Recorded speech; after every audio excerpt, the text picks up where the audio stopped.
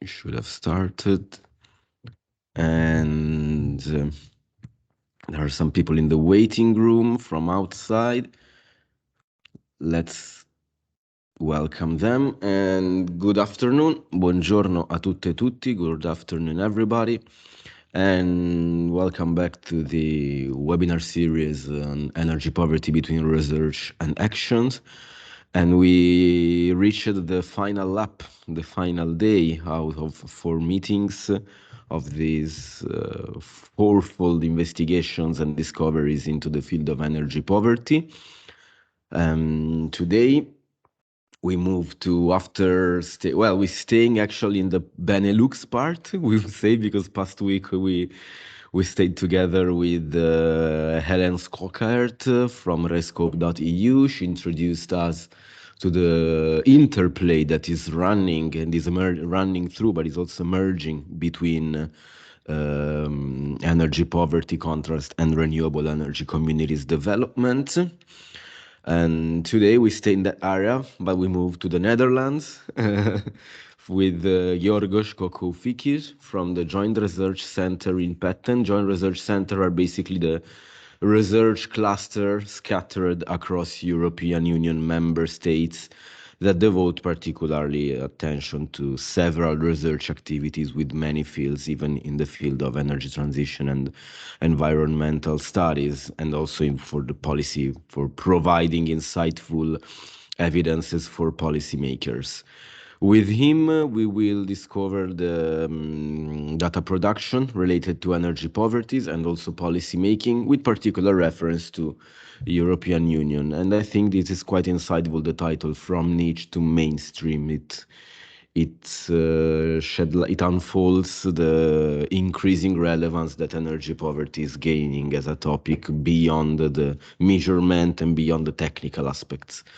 But not only Giorgos is with us this afternoon, because you maybe remember that this week is the International Energy Poverty Action Week in the European context, and we are also delighted to have here with us Dora Biondani from Energy Poverty Advisory Hub in the European Union. And before the lecture, she will introduce, she will say a couple of words, let's say, about this advisory hub and the activities that they run. I think it's quite insightful also to, like, let's say, strengthen also the issues about, let's say, the relationships and the exchanges amongst different experts and scholars within the framework of this particular week that put the spotlight on the topic of energy poverty. Therefore, if while I continue to, sorry, just for a moment, to welcoming people that were in the waiting room. Sorry for for your waiting time. I would leave the floor to Dora for her short notice and short talk, and I'm so glad that she is also here with us. And so, thank you from my side as organizer, Dora. Floor is yours. Thank you very much for being here. I'm sorry I'm bumping Giorgos' presentation, but I really like to be here today, in part because it's the International Energy Poverty Action Week, but also to the connection that the University of Trieste has with the Energy Poverty Advisory Hub. You were attending our first international conference, and your added value through the different workshops was really appreciated. So normally I'm used to give a very broad presentation of the Energy Poverty Advisory Hub, but given to the specific audience today of students, I wanted to underline some different aspects of why we believe it is valuable to talk about energy poverty already when you're studying and especially developing your skills. As Energy Poverty Advisory Hub, we are providing support for the municipalities across Europe to help them understand and tackle energy poverty. And this is something that gives us the chance to realize how there are different levels of knowledge at the local government level. When we pair them with local experts, all the municipalities and our technical assistants really appreciate to have the support of someone that knows about the topic and then can guide them on the different technical aspects that you have seen through all these lectures, and you will see also today with Giorgos. For us, it's important to develop skills. Even today, during the session of the International Energy Poverty Action Week, underline how capacity building, vocational training, learning and adding new skills to understand how to face the challenges of nowadays are very important. For this reason, we like to support these different activities and webinars that are realized to invest even in young people like you are, to be more aware about this topic and understand how to approach it, and how in your future career use your skills to support the local governments and the society overall. I close leaving the speech to Giorgos, and I welcome you to follow our website and our different webinars and lunch talk to learn more about the activities of EPA. Thank you very much. Thank you, Dora. I just get the microphone just for a while, so thank you. I will post on the chat bar, of course, all the references and link about the Action Week, but also about Energy Poverty Advisory Hub.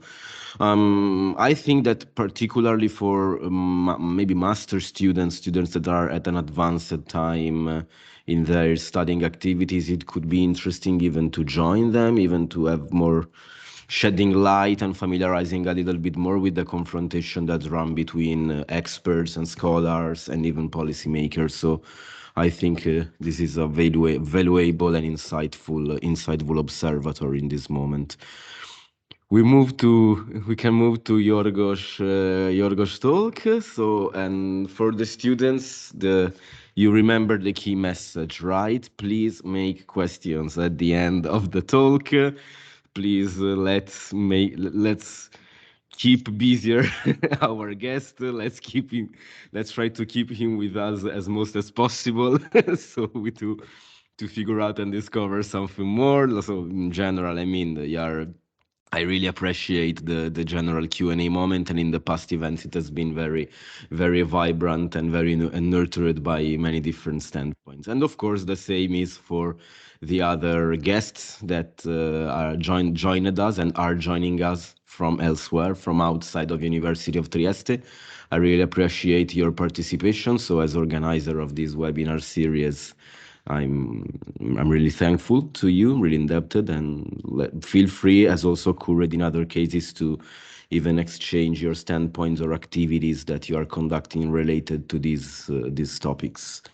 And so, stop talking, talked enough, leaving the floor to Giorgos Koukoufikis from niche to mainstream. Thanks again.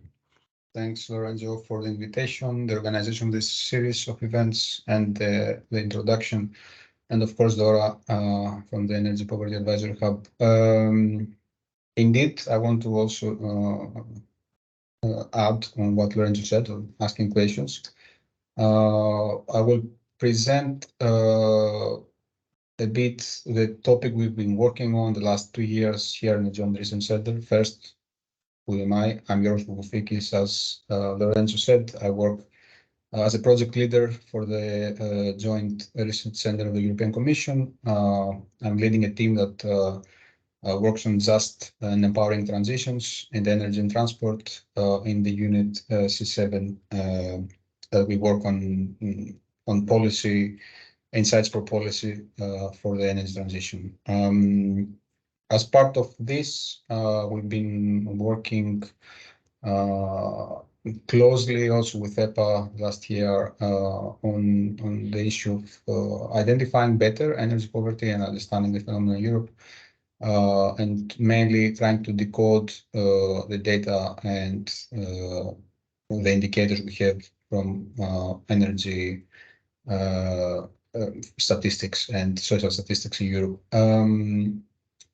Our work today, I promised Lorenzo when we were discussing this series, that I will have first data to present to him by the end of February, but unfortunately the workload on different files was big, so we didn't start yet working on the update of the report that we produce on energy poverty indicators, but we will postpone a bit this publication that we thought we would have ready by March this year. We'll postpone it to May, June. So I will present to you a bit of older work with some additions related to the topic we've selected, which is about this change from the policy-making perspective of how they look at energy poverty. So that was something not many people were working on or paying attention to some years ago, but suddenly became a top priority, both in EU policy-making level and at national or local. The first thing I want to show you is this picture, which I took in December. And this is something also that can give you an idea of what type of questions or interventions you can do later on.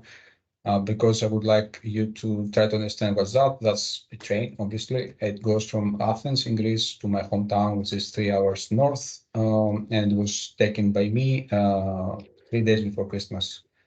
And what this photo is, let's say, why this photo is relevant for today is this thing in the center, which is someone carrying with him an electric heater in the train. And while I was listening to the discussions, the person basically goes to visit his family, but there's no central heating anymore in the house because the apartment building does not. In Greece, most of the apartment buildings have central heating systems, but people start having difficulties in paying. So then the apartments start developing individual solutions to heating. So they are different. In the same apartment building, we can have different realities in terms of energy poverty. So that person in particular was bringing from Athens a personal heater with him to have in his room while will be staying at the family place for the Christmas days. And this is a result of how people experience in everyday life energy poverty from a sociological or ethnographic perspective. And I wanted to show that to you because it's interesting to observe these things in real life. So you had probably quite a lot of work done already on energy poverty. You heard people telling you what is happening. We do know that these are widespread conditions affecting millions of houses worldwide and in Europe. We do that this has to do with energy discomfort and that some people are not even aware of living in energy poverty because it's a condition that is so natural to them, being cold in their own house, that they don't even understand it as a problem anymore, or at least to the extent we would like to do. It's very complex. It relates to various issues of income, of energy prices, and of energy efficiency in buildings. That's the 3 main drivers, let's say, of the phenomenon. And also it can be a result of failing social policies or energy policies that try to address the issue, or simply demographics, climatic conditions, etc., etc. So far, in the European level, we face some legislative problems because there is room for member states to develop their own definition and employ their own criteria according to particular contexts.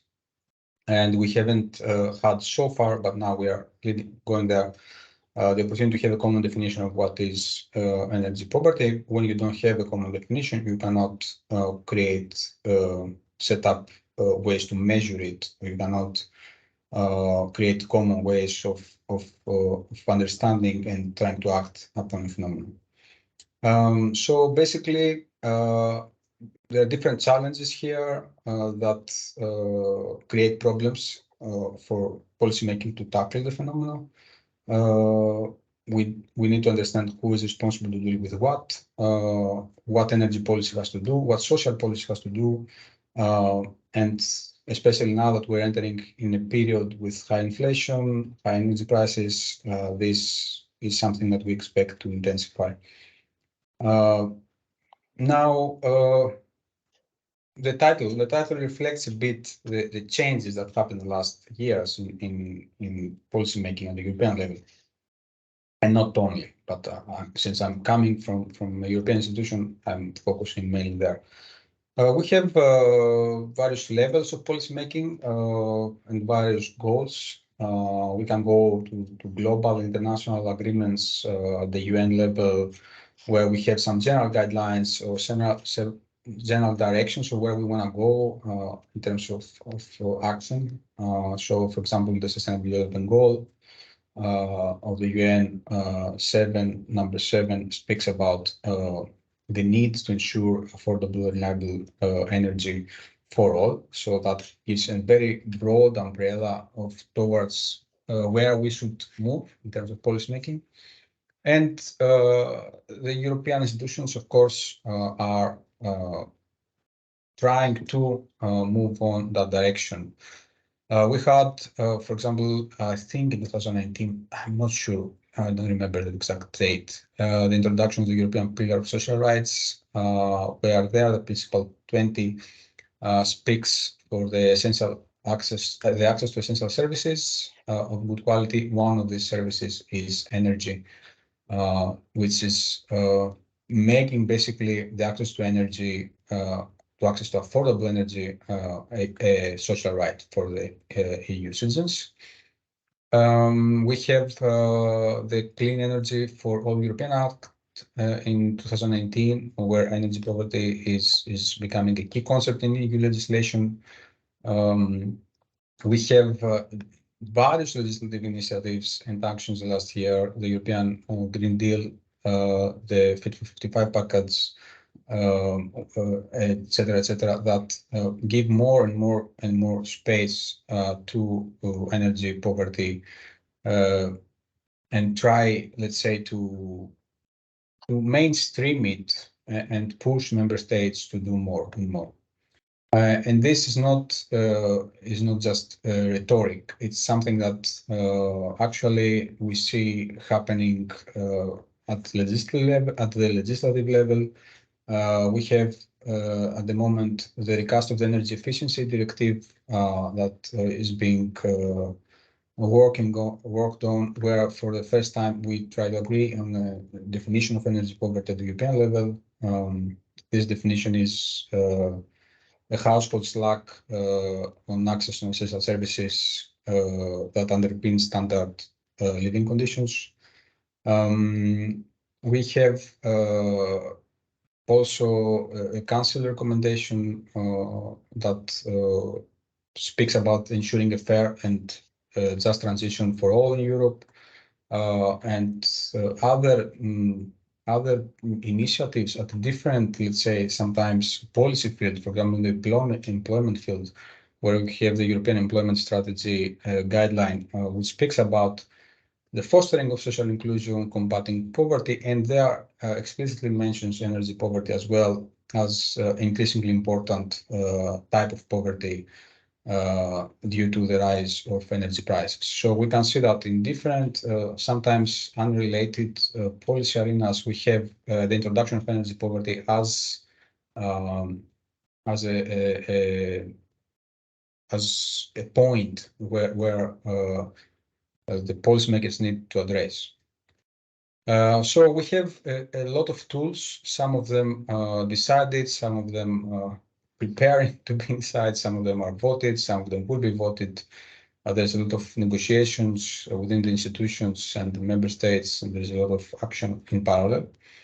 So that's kind of highlights how the last 4 or 5 years, the energy poverty had taken over, let's say, the policy-making processes and became a mainstream field of action. What I will present to you today mainly comes from our work on energy poverty indicators. We've published a report. I can send you the link here in the chat, where we basically used the Eurostat service, EU Silk and HBC to analyze the data that are relevant for energy poverty. With a colleague of mine, Andreas Wickling, and this is let's say the main entry point for myself on the field. I started analyzing this data for the 2019 year, which is what I will present mainly today. And these two surveys, for those that they are not aware with it, they provide a harmonized and multi-purpose individual and household dataset. The sample size is more than 200,000 households and 400,000 individuals across the EU. The data collection takes place every year in EU countries and some other countries that are voluntarily taking part in this survey. There are more than 260 different variables that are monitored. And many of the statistics you see every day from your own research or even in the media comes basically from these surveys. We had an update in the regulation 2019, which reinforced the importance of this data collection process. It became more simplified, more policy relevant, more efficient, more standardized, etc., etc. So the things you will see here today come mainly from the EU Silk data set of 2019, which record pre-pandemic patterns of energy poverty, and the 2015 data from the household budget survey, which takes place every 5 years. We still don't have the 2020 update available to us. This is the report. We will have an update of this report with data for 2020 and 2021 in the second quarter, hopefully, of this year. As I said in the beginning, we had to delay a bit the work on that, but hopefully we will start mid-March or late March to analyze the data. Our aim with that report is to go a bit deeper on what is publicly available from Eurostat to provide a better understanding of the various social groups and the territories that are affected from energy poverty, using the microdata we have in our possession. And mainly to offer some visualizations that can help in a very fast and easy way people across EU, either citizens or journalists or policymakers or researchers, to grasp a bit the phenomenon and understand who are the social groups or territories affected the most from it. So that's our aim. Before I start with energy poverty data, because probably we will agree here with most of you, is that energy poverty is primarily a type of poverty. So it's very important when we look data to always keep in mind that we have different social groups in every country in Europe in general that react differently to the phenomenon, not linearly. Doesn't mean that someone that is rich or middle class does not suffer from energy poverty. Quite the contrary, and we will show that soon. But in general, the correlations are great when it comes to the household's income. So we need to remember ourselves every time that the different realities, different EU countries face, and different social groups within them. And we need to keep reminding ourselves that in the EU, 21% of the people are at risk of poverty and social exclusion, which is a very big number. And 7% is actually severely materially and socially deprived. So it means that a large segment of the population, more than 30 million people, are facing severe problems economically and socially. And of course, this is reflected to the way we see and should see energy poverty. So basically, probably by now you've been familiar with this indicators. We mainly use two things that coming from EU Silk, and they are indicators that describe. It's a perception-based indicator, so basically people monitor or answer the question where they express if they can keep their home adequately warm, and it's an indicator for which we have data from 2004, which means that it's good that we can have over the years a picture of how different member states behave and how this changes from year after year. Of course, it has its limitation as an indicator, but it can also tell us a lot of things about energy efficiency in buildings. What we see in general in the last years is that there's a reducing trend. We used to have higher and higher levels of people declaring that cannot keep their home warm, but this is being reducing steadily, let's say, since 2013, 14, or in general, more broadly, since we start monitoring this indicator. There was a change in 2020, which was the Corona year, the first Corona year, where we had a reversal of the trend. And in 2021, it's not here in the graph, but we have a return to the 2019 level on average in the EU. Not in every country, though. In some countries, we have actually the trend continuing to change towards worse. Similarly, the other very famous indicator we use, it's the households that cannot pay their bills. Here you can see in the EU survey, the data collected are basically, the answer is like a household can answer no, that they don't have arrears on the utility bills, or they only have once per year, or twice or more. Here we have the stats for the people answering that more than twice a year cannot pay utility bills. This reflects, of course, a lot the way the economic ability of households to make ends. And you can see usually member states that face economic struggles have higher percentages of the population declaring this. Another expenditure-based indicator that comes from the household budget survey this time has to do with the percentage of household income that is being used to supply energy, electricity, gas, etc., etc. And there we can see we've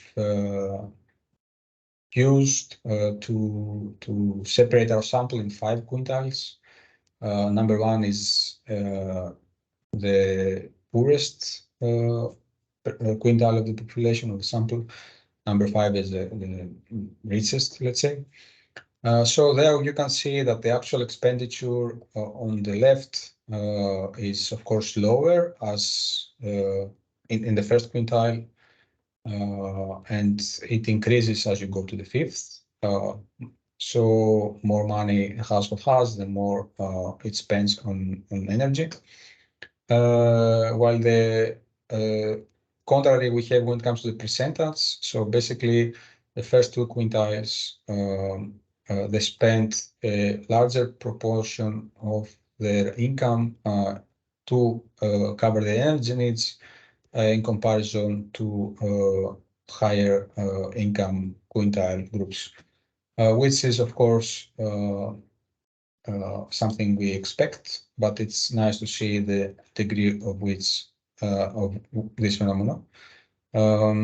Usually, the share of households' expenditure for energy ranges between 4.1 and 8.4%, depending on the income quintile. And here you can also see the population density. So how in rural areas and how in urban areas we have differences within the same income quintile.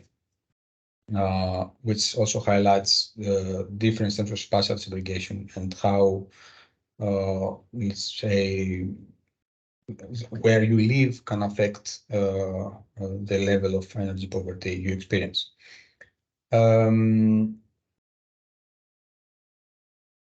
Here, I think you can also, I hope you can see this, I'm not sure. Otherwise, you can, of course, go to the report.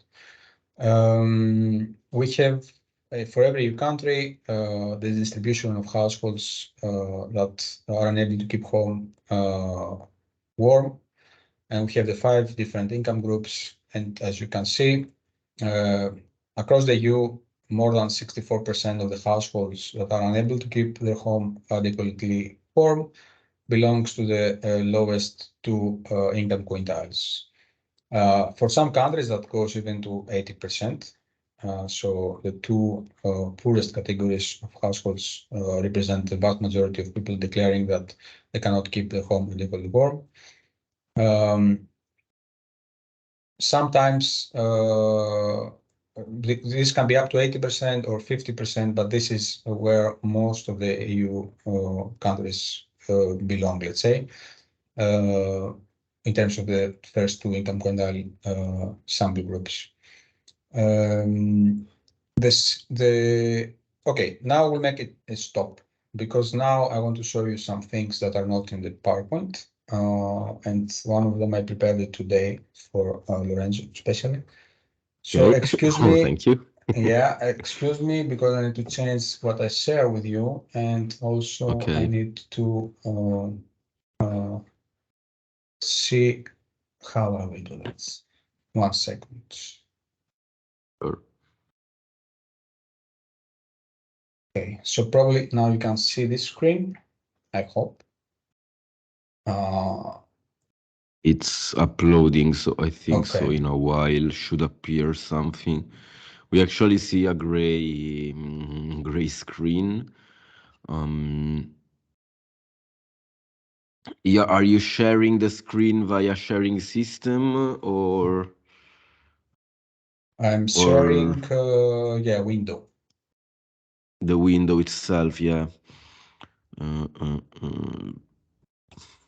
Let me try again. Okay.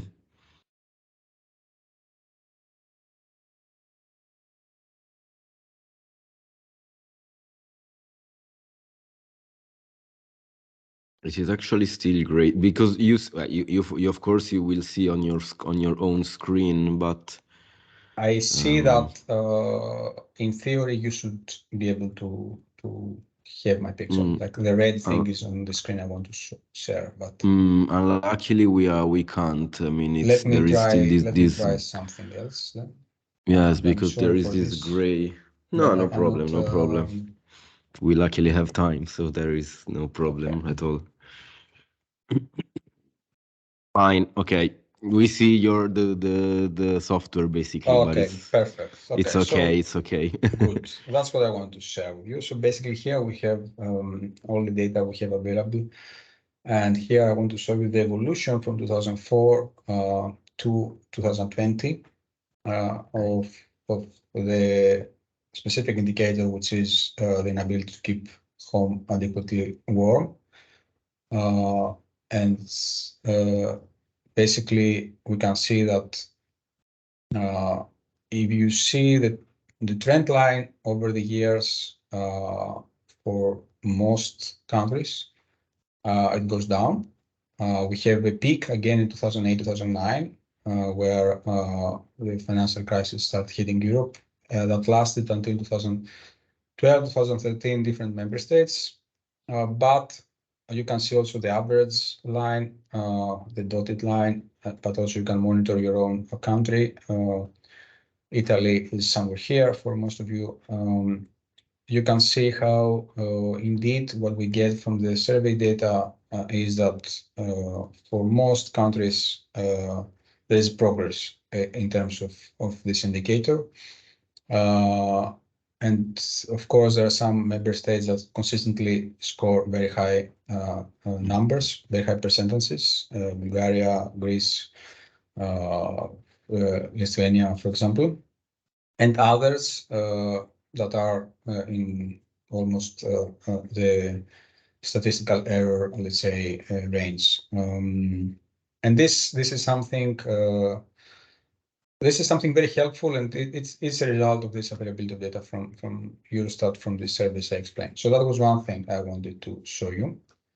The other thing is a similar graph. I don't know if you can see this now. Yes. Okay. We do. So basically here we have both these two indicators, both the inability to keep the home warm and the arrears in utility bills, again for households that cannot pay the bills twice a year or more. And here we have all the different EU member states. It is for 2019 data only. And here we can see for the first income quintile. So basically we can see, let's say, go to Italy, that 18% of the population cannot keep the home warm, belonging to the first income quintile, and they have arrears in utility bills, etc., etc. But as we move from the first to the fifth, from the poorer to the richer, we can see how this changes basically. So there is much more homogeneity when it comes to the richest quintiles, the richest part of our society, where there the energy poverty levels tend to reduce a lot, while in the poorer parts we have bigger variations. What's interesting is the middle class. So the famous middle class here, the third quintile. What we can see from the third quintile is that basically you have an old division in European studies, the center periphery division. All the states that are above the averages for the middle classes of each country are coming from newer member states or traditional peripheral member states in terms of geographic proximity and as well economic reality. While traditionally the middle classes of core European states, in terms of older member states, the middle classes there have a better, let's say, response to this indicator, which can signal a better quality of life. So being middle class in different member states basically can mean something totally different in terms of how you experience energy poverty. That's what I want to say with this. So that was a small break from my presentation, and I will try to go back to it. Hopefully that will be easy. Very But interesting. They are so they are going to be published soon. The data these graphs, not really, in the sense that I mean, I might do some posts in social media with them. The reason of creating them is because we aim at some point to create an internal tool where colleagues will be able to access the data set in a user-friendly way. If this tool goes public, is something I don't know at the moment, and I cannot necessarily predict because it's a long process for something like that.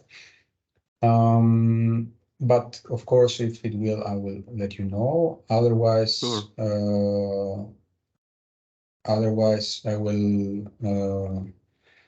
maybe share some of these nice kind of interactive visuals. Usually I share some posts on LinkedIn or something, so perhaps there. And in any case, if someone is interested, Lorenzo has my contact and we can send information or data. Let me go back to where we were. Okay.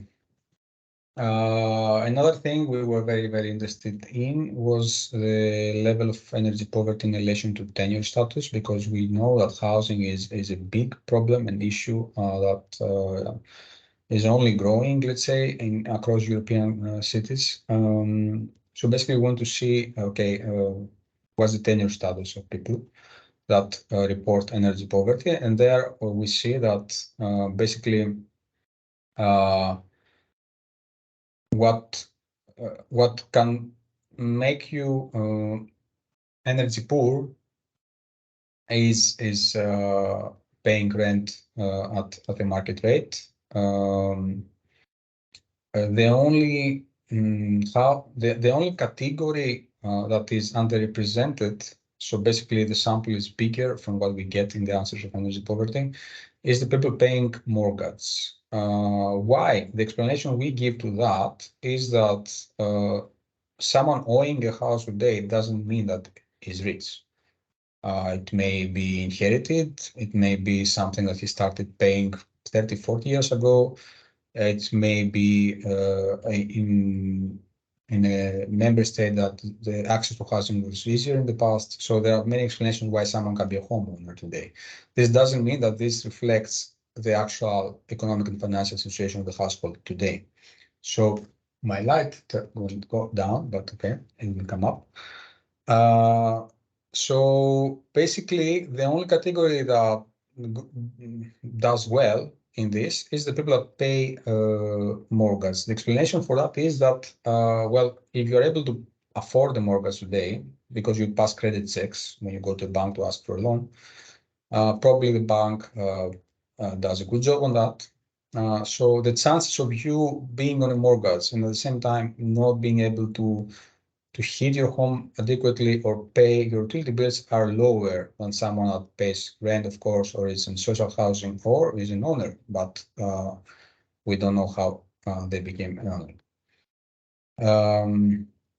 When it comes to employment, yeah, that's a very clear, let's say,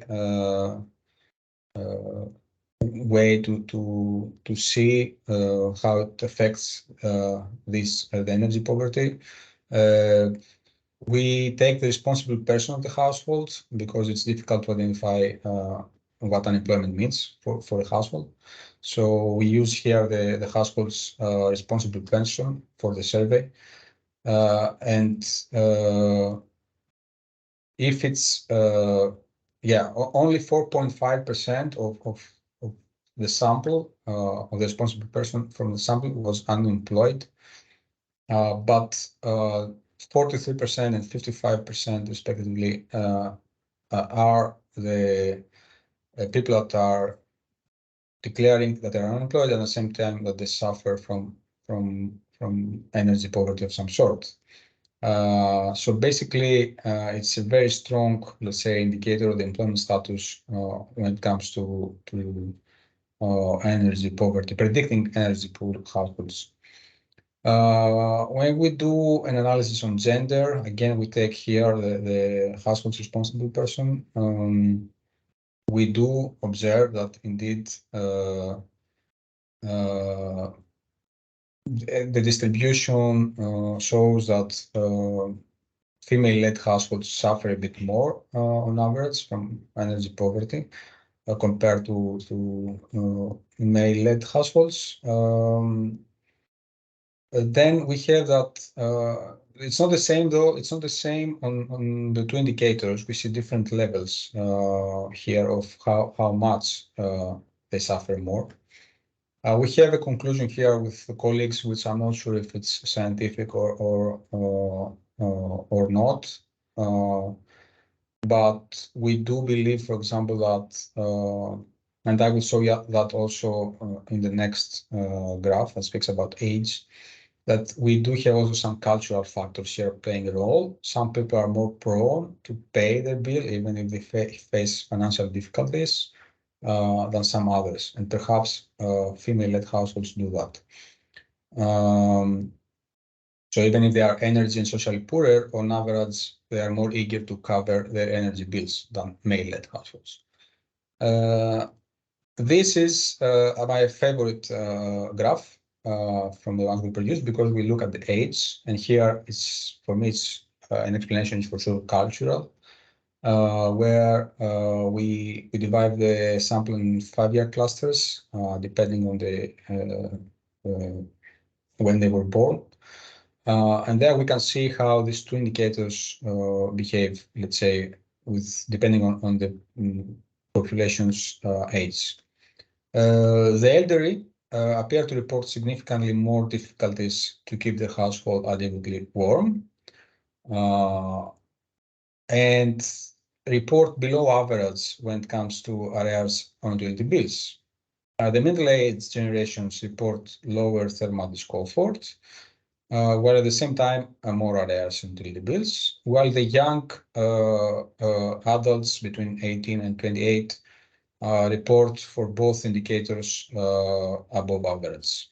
That can tell us a lot about intergenerational wealth gap that, of course, the younger generations now face, and this is a big problem, but also about how elderly population are culturally more keen to pay their bill, even if they keep their home colder. And that's, again, that's difficult to prove without field work and research, but that's our, let's say, guess, educated guess over why we have this huge gap for the elderly population. This is something, I don't know why it's there, and I don't know if you can see this square, but it Yes, we do. destroys the graph for some reason. Unlucky, Okay, I was yeah. trying to add an add-on, but I don't know how it ended up staying there. I can explain what's there. It's the density, how energy poverty indicators, let's say, are pictured in terms of population density and urbanization degrees across countries. On average, let's say in the EU, intermediate areas, peri-urban areas, they report significantly lower rates of energy poverty for both indicators. That can be a signal that more affluent lifestyles live in the periphery of cities, where middle classes and upper classes usually live. But again, that's an interpretation of the data. It's not something that we can for sure say. Then we also do some mapping. We have in our unit the Energy and Industry Geography Lab that produces a large variety of mapping exercises for energy data. And there we can map the different regions of Europe and how the energy poverty indicators, what's the level of energy poverty, depending on the indicators. What we can see is that we have more homogeneous results when it comes to the indicator on arrears and utility bills, which reflects more the general financial condition of a country or of a household than for the perception-based indicator of the inability to keep the home warm. And finally, what I want to say is that this is an exercise report that offers mainly visualizations of data and analysis of microdata. Some of them are public, some of them are not public. That could be potentially interesting for you and your way of analysis of this phenomenon, the situation. We, as I said, we will try on the next edition of this report to go deeper, to look on more categories. If I want to conclude on something based on the analysis we've done, I can tell you that we can confirm some stereotypes, let's say. Basically, unemployed women, retired people, young adults, and people paying market rent housing report higher rates of energy poverty in comparison to other social groups. And we would be for sure interested to know what the 2020-2021 data will tell us, because we have there the impact of the pandemic and the inflation starting to kick in. That was the presentation. Thanks again, Lorenzo, for inviting. I hope I was somehow more innovative than the previous versions, because I know that when you do a series of talks on the same issue, sometimes it's difficult to differentiate. That's my mail. My personal email is with Lorenzo if you want it, and I will give back the floor to him and to you for questions. Thank you. Thanks a lot, Giorgos. No, not overlapping at all. Many different topics have been touched over the 4 events, over the 4 webinars, across the 4 webinars. Therefore, it was very inspiring and insightful to conclude this discovery into specificities of energy poverty with the data, and especially with the data produced by European Union research units. Therefore, it also strengthens and legitimizes the relevance of this issue, of this theme, for even within the key decision-making supranational entity for our member states. So not overlapping, and really, I'm really thankful. Thank you for your contribution, really. I would leave the floor to the Q&A moment. Before me, I would ask to all the attendees, all the participants, to be free to share their own reflection or to ask some questions. You can write down in the chat, of course, or you can even talk. So Q&A moment is open. I would wait before saying something from me, so I would prefer that other people actually have maybe some comments.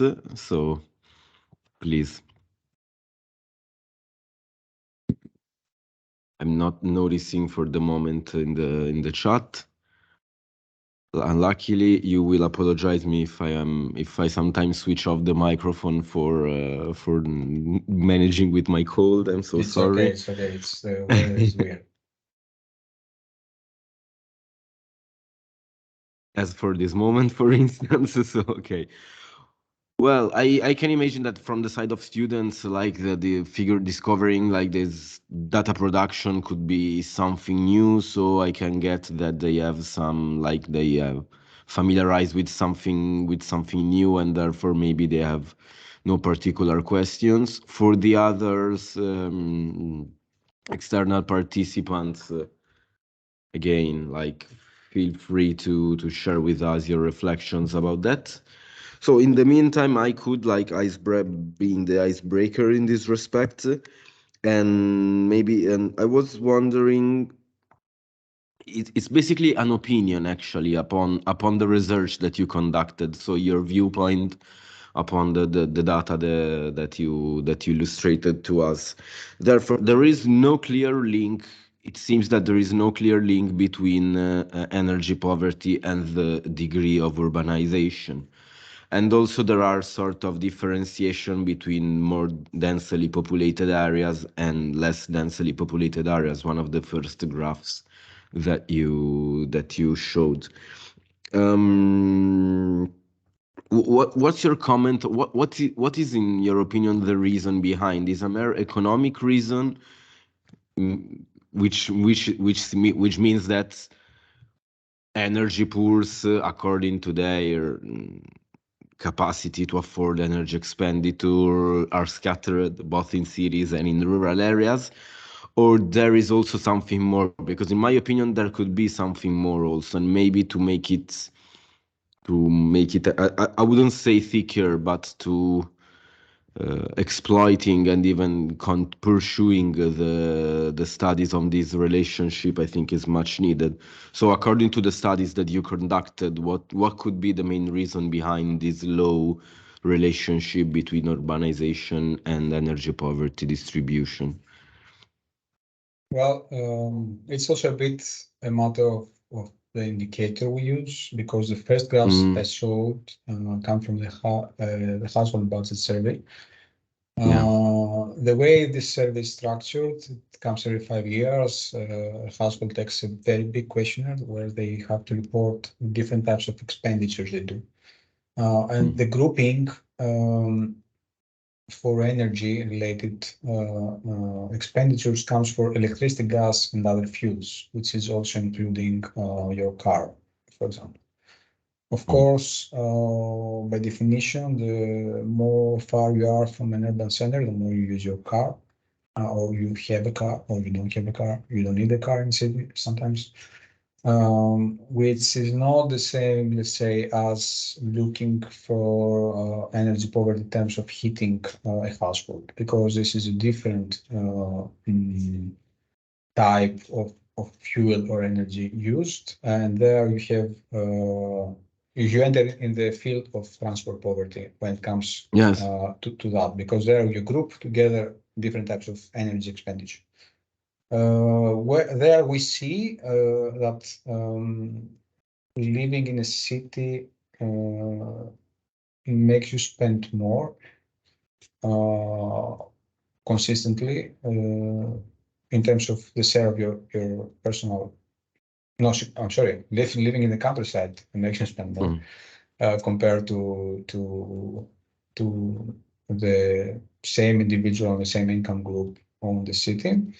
This can reflect the fact, as I said, that we include transportation costs because we include fuel, and it can mean also that we have different, less energy efficient households in the rural areas, because most of the households there means that there are standalone buildings sometimes, or detached buildings, while in cities we have apartments which on average have better thermal insulation because they're denser. So there we have also this kind of things that influence what we see in the data. You need more fuel, more electricity to heat a standalone home than an apartment when they have the same energy label, because it's exposed from multiple areas to the thermal conditions of the atmosphere. So that can explain a bit the difference between urban and rural when it comes to the HBC data. When it comes to EUC data, we see differences that are not extreme. It has to do, in my view, a lot with how in different member states we have different type of households and their energy efficiency level, and we see that in some countries we have a large percentage of the housing stock being apartment buildings, while in others being standalone ones, and that can affect a lot what we get as responses. Thanks. Yeah, indeed, there is also some national differentiation, like the great difference between rural and urban, like for instance, is very visible in Mediterranean area, and also, for instance, the obsolete buildings, for instance, in Hungary, in the first series. We had Elena Bayomi, for instance, she got a PhD at Politecnico di Milano. She investigated energy poverty with reference to Hungary, her home country. And like there, for instance, there are in many provinces of that country, there are many like obsolete buildings in rural areas, and these of course rise up the level of energy poverty among rural populations. Whilst we have two raised hands, there is also a comment from Neil Penny, National Health Service from Gloucestershire. So glad that this webinar series also reached the United Kingdom. So we're looking at he says that we're looking at data around hospital visits linked to fuel poverty.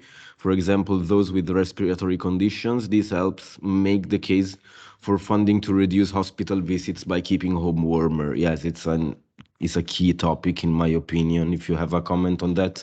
And also, Neil, feel free to add a couple of words on these research activities if you want. Like, don't feel obliged, of course, but if you like. Thanks, actually. It's very, very interesting because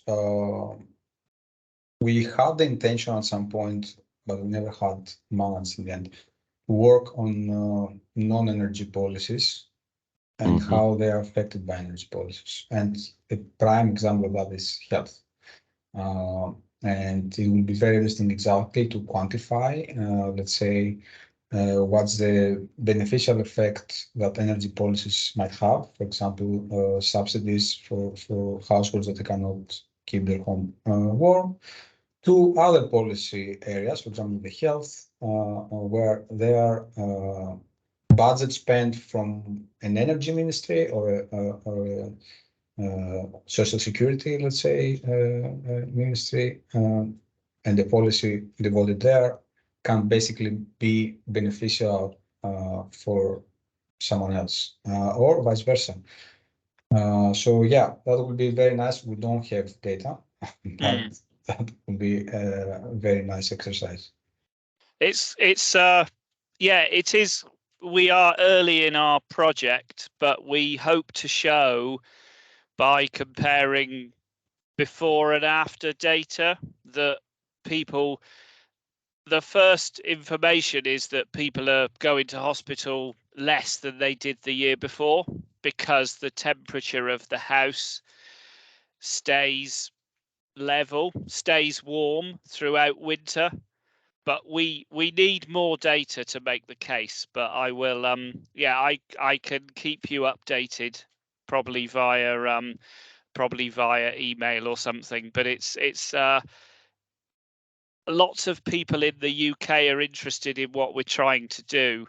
So if we can, like you say, it's interesting for the environment, energy resource usage, as well as health and social care spending. So it's a question of where we fund it from. But yes, we'll continue. But thanks for your data. Interesting. Thanks a lot also for the question. It was very good one.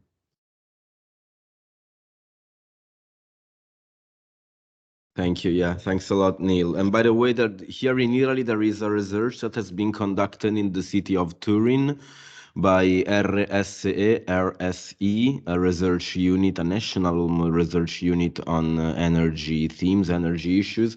And they also linked like the hospitalization due to respiratory illnesses and also another sort of illness. Don't remember at the moment that one.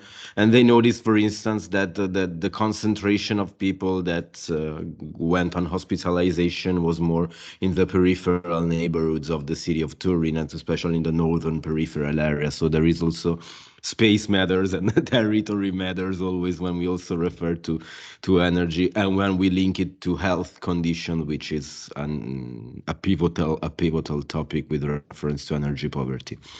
Dora, please, is first in raising the hand, and then Lukasz. Thank you. I was listening with interest at the different presentation of the graph, and I appreciate also how you formulated when we are talking about the difference in behavior according to the year of birth. And you mentioned this educated guess about the different things. So I was wondering, of course, in a fantastic scenario, so we can go deeper and deeper in the data till our educated guess is confirmed. But from an action-wise perspective or policy-wise perspective, which is for you the level in which municipalities or different actors can start taking action based on the educated guess instead of confirmed and proved data? Well, I do know that EPA works with municipalities a lot. So again, that's my personal take on that. The advantage of municipalities or local authorities is that they have a better overview of who are the vulnerable households in their territory. And by who, I don't mean statistics, I mean they know, or they have more chances to know which are the vulnerable households and what's the demographic composition of them. So if we identify that elderly population, which we did basically also based on data, have more chances of becoming energy poor in terms of thermal discomfort. What the municipalities can do is create programs that focuses exactly on that. And what we also know about elderly population is that they have also higher thermal needs. That's biological. They do have higher thermal needs. So based on the educated guess that they will keep the thermostat lower, but they will pay their utility bills. Perhaps a recommendation would be that for elderly populations or households that have a lot of elderly people, and then we should prioritize energy efficiency measures. So municipalities should tackle or put more emphasis on energy efficiency on these households because it will perhaps address the phenomenon faster or more efficiently. Thank you. Lucas, please. Thank you, Dora, for your question. Very interesting too. Lucas Spatz, please. If you want to also introduce yourself, feel free. Sure. Yeah, I hope. Yeah. So I'm from Germany, actually. So thanks a lot for the presentation. I was, yeah, I'm a bit interested about the data. So yeah, you basically had a lot of descriptive statistics, and I was wondering, did you also do some maybe statistics in terms of significance test or correlations or something in this way to more explore the data thoroughly, in a sense? That's my first question. And the second question is relating because to these answers, you mentioned that there were biased answers, maybe due to cultural norms or gender differences between answers, maybe. And could you maybe elaborate a bit more? How did you find it out? Did you conduct some interviews or something? Thanks. Thanks, Lucas. Well, basically, the first question, we didn't have time to go through that last year. We hope we'll do it this year. So we hope to make a series of statistical analysis for our dataset beyond the descriptive statistics. We do struggle with resources, but I hope that we will manage this year to go a step further. And our big goal is also to create a small predictive model, let's say, where we can see what to expect in terms of energy poverty levels when one variable changes, for example, GDP changes or unemployment changes, etc. But this is something I cannot promise. I hope we will manage this year to go a bit deeper on that level. On the other one, the other question, it comes from literature review. We've conducted in parallel literature review, and of course, it comes from the community of energy poverty research that we are part of. What are you doing? So basically, we can get the answers from. We make our guesses based on what we read and what we discuss. It's not that we ourselves go and do field work for that.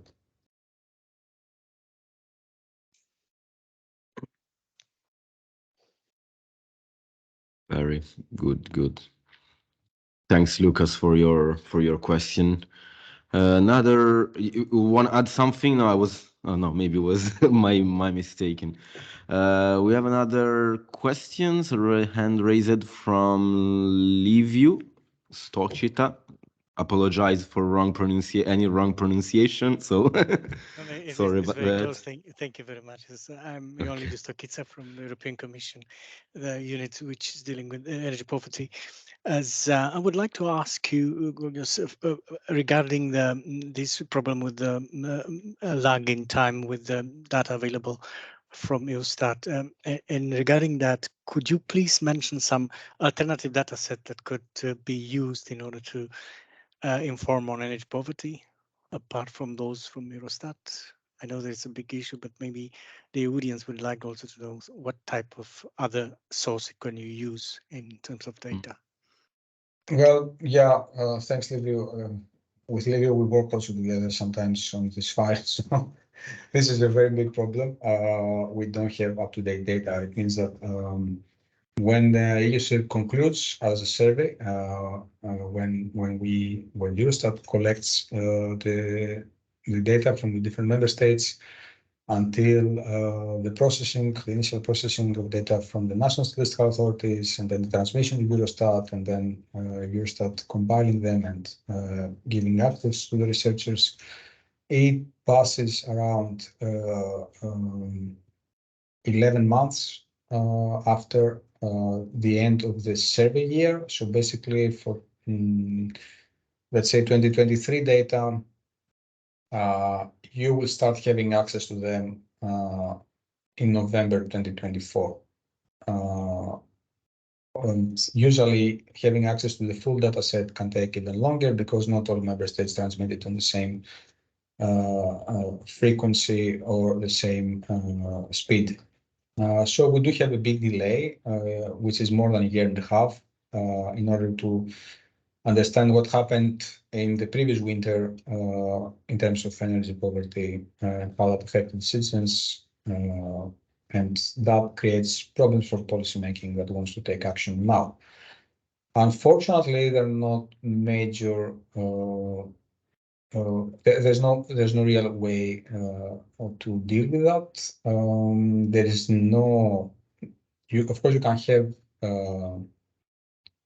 data set produced from other sources, not the national statistical authorities, but it's difficult, for example, for policymakers at our level to use this data because it's not official sources. So it's the only thing we could do, and we actually discussed with the colleagues from the dinner, is to create some sort of predictive models to see, okay, when we have data changes in inflation, which we get every month basically, or changes in GDP, which we get every quarter, how if we make an analysis through modeling exercises, okay, then to create a predictive capacity of how that will affect energy poverty levels more or less today or for that period of time, which will be a month or 3 months before, and not a year and a half as we now have. Another way out, which is actually something the European project is working on, the social VAT, is trying to get data directly from energy suppliers, because the ones that they have actually energy poverty data, or very accurate energy poverty data, can be the energy suppliers, because they know which households do not pay their bills in real time, and also they know which households change their behavior, modify the energy levels they use. The problem with that is that, of course, you need energy suppliers to collaborate and volunteer to do this exercise, because even if they have the data, it doesn't mean that they want to give access to the data or they want themselves to process this type of data. The other big issue with that is that usually energy providers, they don't have data for the income level of the households. So they have an address, they have perhaps household composition in some countries, how many people live in there. Some demographic data can be there in some countries, but usually they will not be able to accurately pinpoint the level of income of a household, because that will help us identify how much expenditure each household in relation to their income uses for energy.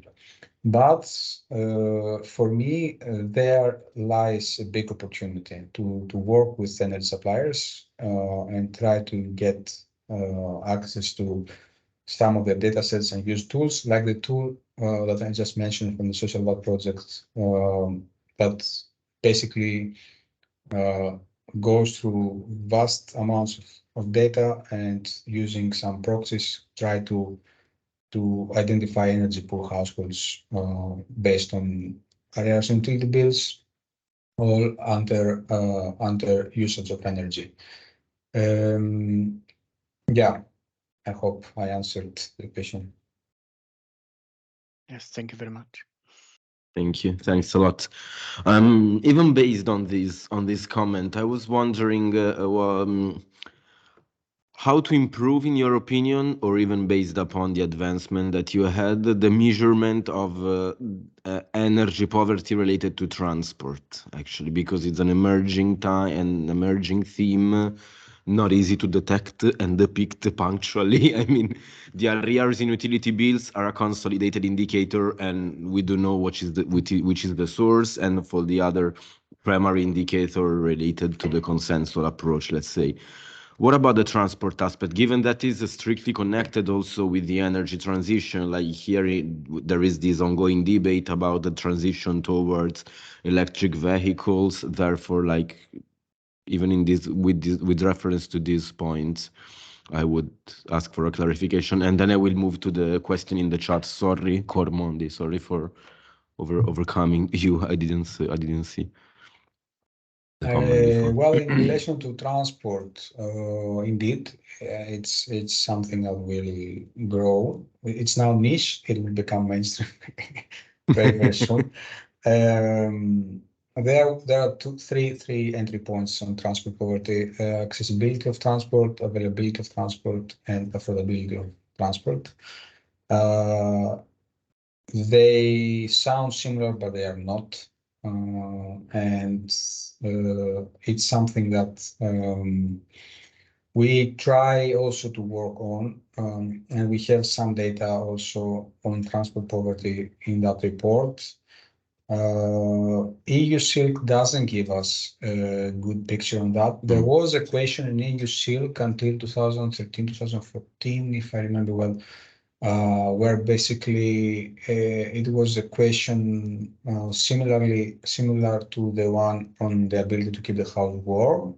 They were asking about the availability of public transport in your neighborhood. This question was discontinued, so we don't have data anymore for that. Again, that's part of the accessibility availability. On the affordability part, we perhaps can create proxies with household budget survey data where we have the fuel costs and expenditure on fuel on households. But again, also as with the energy poverty indicators there, this compromises also several types of fuel. There are discussions in Eurostat in the future to re-include some indicators on transport poverty. So hopefully at some point in 2-3 years, we may start collecting relevant data on that. Until then, there's some nice work done from colleagues of ours. There are mapping exercises or network analysis where we can see a bit which regions or cities or neighborhoods in Europe suffer from energy poverty in terms of at least accessibility and availability. And we also discuss with DG Employment the possibility of working on affordability, but this is something still underexplored, let's say. Thank you. Yeah, I agree. Thank you. In the chat, Cormondi Barnabas, again, I apologize for any wrong pronunciation, asks about energy poverty and minorities. Can energy poverty be connected to minorities in a given country? In case that I mentioned, from Hungary, the most vulnerables are the Roma minorities. Thanks for clarifying. Thanks a lot. It's so important, beside elders alone and or fragmented families. Have you tried to analyze data by different nationalities or cultural backgrounds by each EU country? No, but there is a field in EU Silk where you can track if the responsive person that replies to a survey was not born in the country, which can mean that it has a migrant background.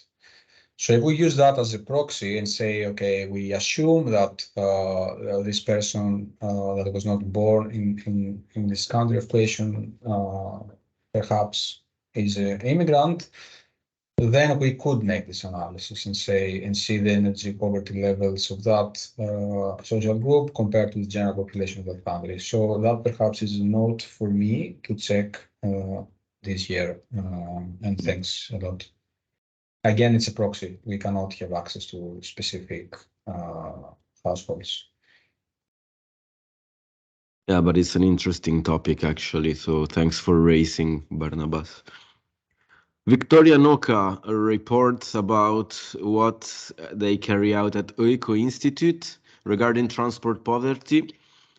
They are leading a consortium of European Union partners to find a definition and indicators for transport poverty across the EU for the DG employment over the next year and a half. So another DG, not Victoria, that of energy. Yeah, I think I know what you mean, and I think we have a meeting in the beginning of March with the colleagues of DG employment to discuss a bit the work. I'm pretty sure that's the study you are mentioning. Nice. Yeah, no, it's like, okay, raising hand, please, Yeah. please, no, please, Noka. Yeah, hi. I can say Hi. I think it's definitely the project, exactly. So we will be seeing each other at the beginning of March. I just thought I would mention it since you were talking about transport poverty and finding an indicator. And maybe I use this chance to ask a slightly different question. So I think we've been thinking a lot about what do we need data and what do we need indicators for, right? So it's for monitoring, it's for understanding how much financing we need, maybe within the ETS2 and the Social Climate Fund, this becomes more relevant as well.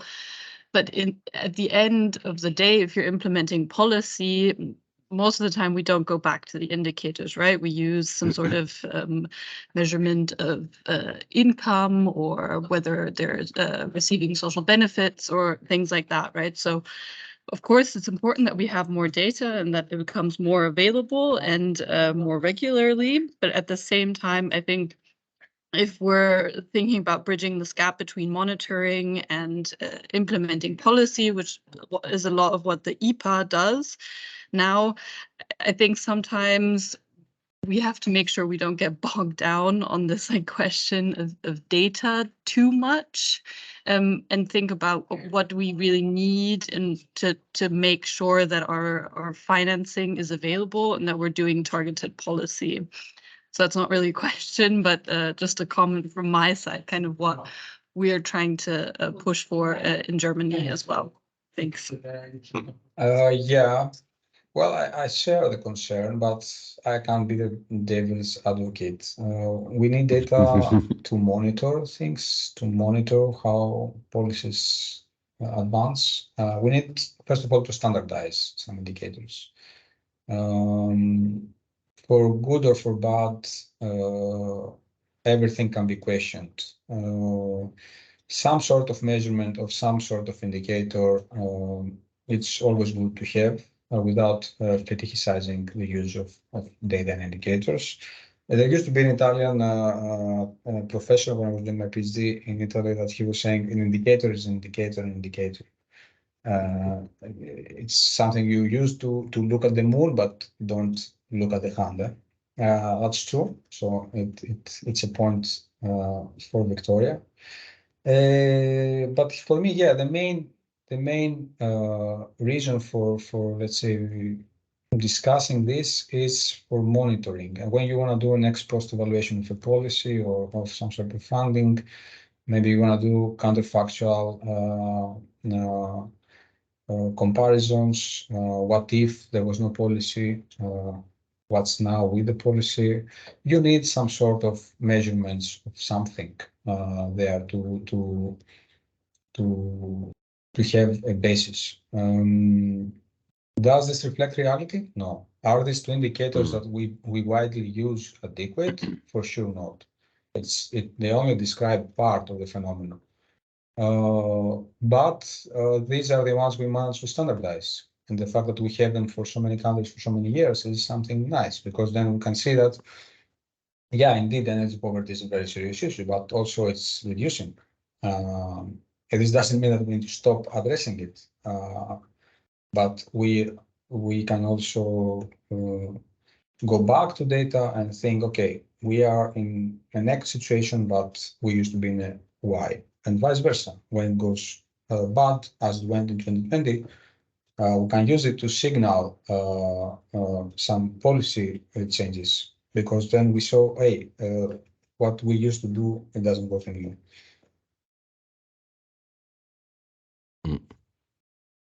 No, I agree with both basically. So it's like there is like monitoring. Like Me too. we started figure out something more about energy poverty once European Commission started to work basically on this, even through the Science Hub and Joint Research Centers with the data production. But of course, yeah, there is also the contextual part, the contextual side that's aligns with the consensual approach, which is again based upon some indicators, but it could also be fueled and nurtured by other typologies, let's say, other sorts of researchers. Me, as a qualitative researcher, for instance, I had a sort of allergy in my data production by my own, but because I simply like it's a matter of selecting the most comfortable research tools that a researcher decide to deal with. But beyond this, I think there is no actually a challenge, a sort of challenge between winners and losers in terms also of perspective.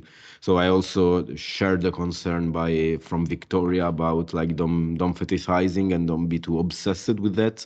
But also, of course, is a topic that needs to be is strengthened once data are increasingly produced, even with reference to the many aspects that are involved within the understanding of energy poverty. So also thank you both for this exchange of ideas and of opinions. Kurmundis says us about the thanks for the presentation. He says also it gives more balance in gender aspect among others. About the research that he's conducting, your research, our research, well-based. They focus on health aspects of energy poverty, and significantly more women can be reached for interviews, questionnaires, and active participation. I've also noticed this with a questionnaires administration in the city of Trieste. Actually, we administered 100 questionnaires in fragile neighborhoods where there are public housing estates. And they're quite balanced between female and male, but even the interest in the topic was more widespread amongst women. Kormond, if you want to tell a couple of words while we reach the conclusion about well-based research, you are welcome and feel free. Of course, again, don't feel obliged in that.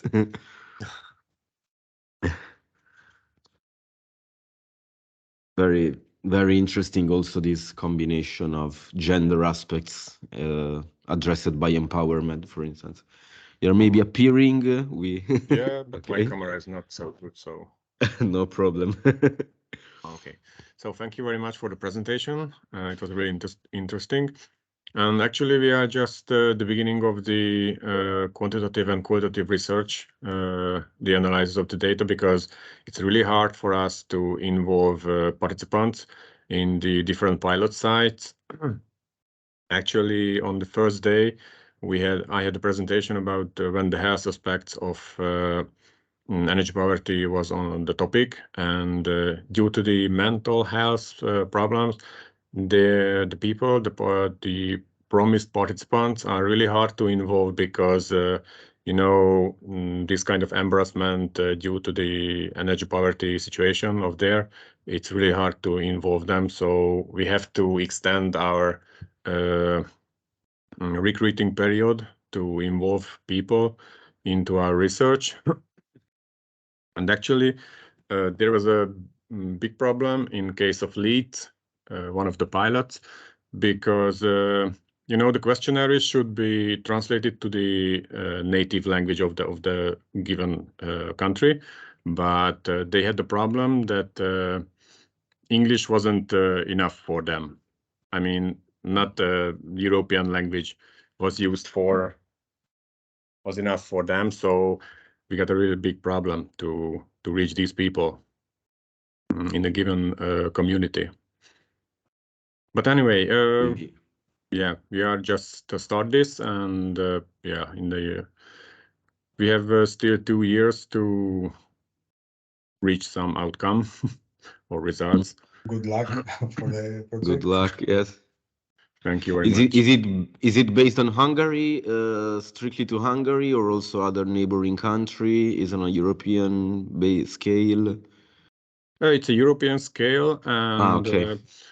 well, every corner from Europe, because it's like from Spain, from Lithuania, Turkey, and UK, Netherlands. So we have 6 pilots. So yeah. Fantastic. Okay, it's within an NPOR project. Okay, very interesting. Yeah, even this is also for the students. Like, you can notice the increasing the increasing presence and overlap of big research initiatives. Like, there was Engager some years ago. There has been EmpowerMed. We discovered it in the first webinar series, and now also the launch of another activity, of another research activity, well-based. So very interesting. You and also beyond also the alliances and all the group that are not simply and strictly devoted to research activities. So thank you also to Cormondi for this posting, signaling, for notifying us about this project. There is somebody who is coming now in the in the chat. Luckily, he will only attend the final greetings, the final goodbye. Dora posted on the chat, if you did not have the chance to follow, yesterday's session of the International Energy Poverty Action Week focused on different aspects on vulnerable consumers from around the world. From around the world. The recording should be available soon. Fantastic. And send us more information. Sorry, there was an overlapping of sounding. And also ask to sending information about the Energy Poverty Advisory Hub to the Energy Poverty Advisory Hub about research activities and research initiatives that are conducted. So with this respect, I will share my screen for a while, and going back, oh my gosh, I should go, okay, here, right? Because I think it deserves a couple of words more, the International Energy Poverty Action Week. Many events, not only the side events about like hours of this afternoon. That of today was on energy poverty and economy. That of tomorrow will focus on energy poverty framed within the global energy crisis. We do know that we are coping with raising of prices, with inflation, with the energy crisis exacerbated by the conflict between Ukraine and Russia. So therefore, there are also many overlapping issues that are weighing on the energy crisis and put in the risk of energy poverty a larger number of households. For the final day, in the day 5, the future of energy poverty in the context of climate change, with reference also to young generation and youth ambitions. There is, the Next Generation EU is a quintessential, self-evident of the relevance of these transition trajectories and projects towards the sustainability for the future generation.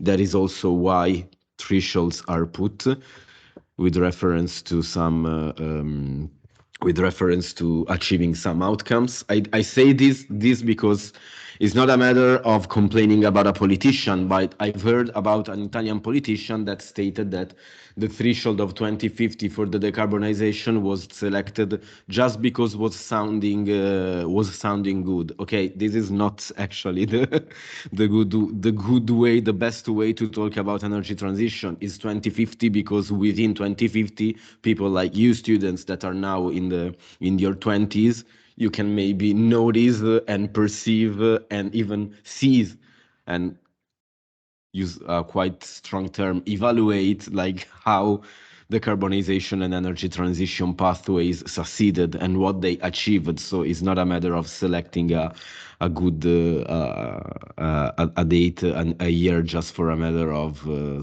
a good soundness or something. It's a matter of having threshold for policy making and for reaching contents, aims of related to specific agendas, such as the agendas that Giorgos introduced to us in the first slides. And you notice that in the European Union, many agendas are dealing with energy transition in general, and also with the decarbonization. We still remember that we have to make our own part, being more sustainable, me as first, and in general, having more sustainable behavior with reference to energy consumption. If you want to know something more also about the behavioral aspects related to energy poverty, you can go back to the webinars that we have organized in the first series. So first of all, before focusing on that, also the other events, the other satellite events of the International Energy Poverty Action Week. So even for today, there was a number of initiatives overlapping in terms of timetable, but fair enough, we can't. This also account for the richness of the activities organized about this topic. And be aware that if you are comfortable with social, there is also an hashtag Act on Energy Poverty, and the Twitter account of the Energy Poverty Action Week, which you can notice is also it benefits from the many partnerships in this respect. Back to another endorsement is that of the research group that organized this webinar series. And also I was talking about the past activities. I was mentioning the behavioral aspects related to energy poverty. And this is also to tell you that you can easily access even both the presentation and the recording that are also on our YouTube channel. The recording of all the webinars that we have conducted on these topics by clicking unityes.it/eco-welfare. So you will find everything, and you can also discover something more about the research that we are currently conducting. Presentation of the past week and today's presentation will be uploaded soon, so don't be worried about that. And you can also figure out something more if you're interested in what we have conducted in the city of Trieste. We are processing the data that we collected. We don't call it as quantitative data because although they are data, they are being built through a qualitative questionnaires in one sense. 100 respondents, so it's a non-probabilistic sample, so some features to be taken into account that put us far from a quantitative perspective, but is also a production of new data with reference to unfolding energy poverty in fragile neighborhood in the city of Trieste. There are also other activities that have been conducted in the city of Trieste with reference and have been recently, just today, shared even with in media and newspapers, and they addressed the distribution of the bonus for building for renovation, retrofitting of the facades is something that has been introduced during the post-pandemic resilient strategies with reference to Italy. Quite significant, and also they also try to this organization, this research group, also tried to look at the vulnerability of the distribution of the energy vulnerability and how it is distributed in the city of Trieste. So just to remark that, just to enhance that here in Trieste, we are from the field of social sciences, because me as a sociologist and also scientific responsible of the research group on eco-welfare, Giovanni Carrosio, is a sociologist too. So from the field of social sciences, we are devoting a particular attention to this topic. And we're also advancing it, so we're glad also to have had these exchanges. And if no more questions are here, and if I look at the chat, I don't see nothing new. I would like to thank all of you. I would like to thank first of all the four lecturers. Giorgos is with us, so thanks to you first for today's lectures, for your contribution. Looking forward to have other research exchanges. You are always welcome here in Trieste, even physically. I mean, for any sort of exchange. Yeah, well, I mean, I have this pleasure, this guilty pleasure of organize. I really would like to organize a conference related to energy topics, but it takes time, effort, and energy. So, and also Trieste is quite peripheral compared to the context of Italy. You know, from the rest of Italy is not so hard to be reached. Actually, I mean, it's not an inner area. It's not a rural village in the Apennine area, but it took, for instance, 4 hours of train from Milan, where I come from. So just from Milan, considering from Rome or elsewhere is much more. But I really would like to do something in presence related to energy. And so in this sense, I would be glad to write you again and to invite you again for any sort of activities, if it will be possible. Before that, we will probably see each other again at another IPA Energy Poverty Advisory Hub conference. I really do hope I have the opportunity to attend even for this year. So thank you to you, Giorgos. Thank you also for the grazie a te, Evcharisto, and also for the other lecturers that joined us. Marina Varvesi, we dealt with her, we addressed with her the role of tutor for the domestic energy, focusing on Italy. So we also, as a matter of resuming summing up the activities that we that characterized this full event. Thanks also to Marina for this, and to Rete Assist for the contribution on how to insist on energy education initiatives. We moved to Portugal with João Pedro Gouveia. Giorgos knows him, so quite active in the dissemination and research activities and data production, and even measurement activities. And we figured out what is occurring in Portugal, a country that is highly affected by energy poverty. And we then also with Helen Skokaert, thanks also to her and to João Pedro as well, with Helen, with the energy communities, with the relationship on energy communities and energy poverty. And we concluded with Giorgos with data. So thank you to all of you for your contribution. Thanks to the people that attended, that joined us from outside of the University of Trieste. We had participants from UK, we had from Hungary, from Barcelona municipality, for instance. So I'm really glad about this feedback, about this reaction and this participation. Like it's an encouraging aspect for me for organizing new webinar activities. Like the power of webinar is that it can connect us without taking a flight, and so even the flight scam is diminished in this respect. So we can also avoid taking a plane for reaching other place and having these exchanges. Thank you to all the students for your attention. I do admit that making question in this with reference to today's topic would have been much more difficult. So thanks for the attention and for the patience also of staying with us. You will receive the document about the extra credit in soon, maybe not tomorrow, but over the next days. Thanks to the PhD students from the Department of Economics that joined us, Maxim Koltunov and Federico Codato. Feel free to write me for any sort of exchange. If you want to organize something together, feel free. And thanks, last but not least, to the research center that enabled made the patrocine and supported this event, and so enabled the organization of these webinars, this second webinar series. The Centro Inter-Dipartimentale per l'Energia, l'Ambiente e i Trasporti Giacomo Ciamician, an interdepartmental center based here at the University of Trieste dealing with sustainability issues. So thanks for the support, and to the director Alessandro Massipavan for the availability of support in this activity. It also enabled to frame better these initiatives within the domestic sharing of initiatives within the University of Trieste. That's all from me. Thanks, Giorgos, also for staying with us until now with this final presentation. Thank you. And see each other. For staying.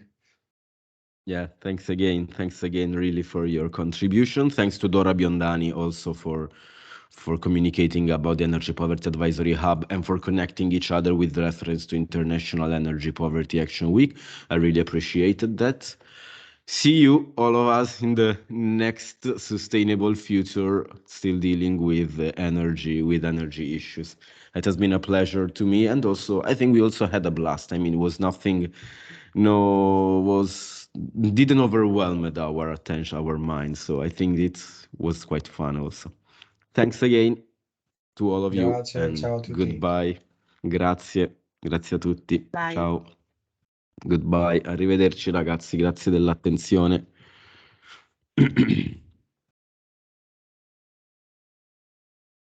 Io so che qualcuno di voi mi ha chiesto anche se farò altri webinar in una mail stamattina, e col tempo adesso, non nei prossimi mesi, credo che si riparli dopo l'estate. Grazie a tutti davvero per l'attenzione, per la partecipazione. Ricordatevi che dovete inviare voi la documentazione sui crediti F. Io vi invierò solo l'attestato di partecipazione, poi la documentazione va prodotta da voi. In ogni caso, per qualsiasi cosa, mi scrivete una mail e chiariamo tutti gli aspetti. Arrivederci a tutti, grazie e buon inizio di secondo semestre.